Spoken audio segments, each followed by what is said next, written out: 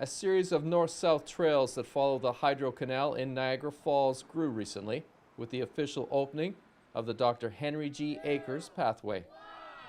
The pathway brings a successful completion to the Millennium Trail project that began over 20 years ago. We're really ecstatic to see the trail, how it's unfolded at this point, where 7.5 kilometers is available for people, residents of all kind, to travel from the south end of the city all the way to the north end of the city without having to travel on a roadway. So that's pretty exceptional for the city of Niagara Falls. Any particular challenges with this trail? This trail right here was very contested at the initial process back in the late 90s. Residents here at the time where trails weren't as accepted as they are now were a little worried about trails coming in behind their backyards. I think people have become accustomed to the trails now. They're welcoming for the trails. They're actually an added amenity for the households that are accessing on-side to the trails themselves. It brings value to your household.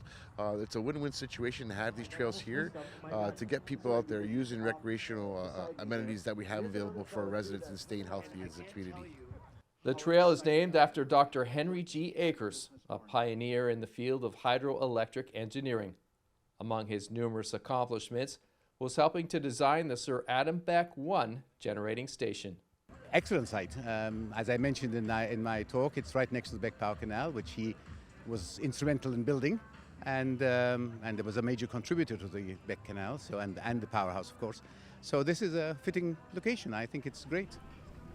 What he did for Canada, the world, and Niagara Falls was really impressive. And if you, as you saw from my speech, the accomplishments he did in the hydro business were just phenomenal. The Millennium Trail project wouldn't have been possible without the cooperation of Ontario Power Generation. For us, we've got land here that's, not used very well if we don't have something like this here. And so it's a nice way to sort of move the fence over and let this land get used by the public. How closely did OPG monitor this specific trail build?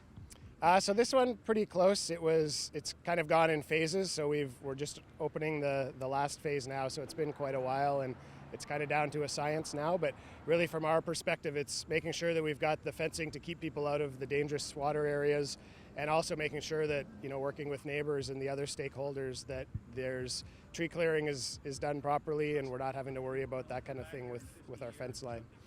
The new trail can be accessed from McLeod Road and is adjacent to the first Millennium Trail that was opened in 2001. Longtime trail advocate John Anstruther is excited to see the final leg of the trail finished. We're on a beautiful area along the canal that has sat for years and just was an open space. And now we're getting an advantage of it. So I see it as a real positive for people in the community. It's available for people in tourism. It's available for people, we have cycling people coming now for tours. It's one of those things where when you look at a livable city, trails, bikeways, green spaces, it's what we're turning into, and we've now got it. This is just amazing to think that after all these years of planning and thinking, we finally got it done. In Niagara, you're watching The Source on your TV.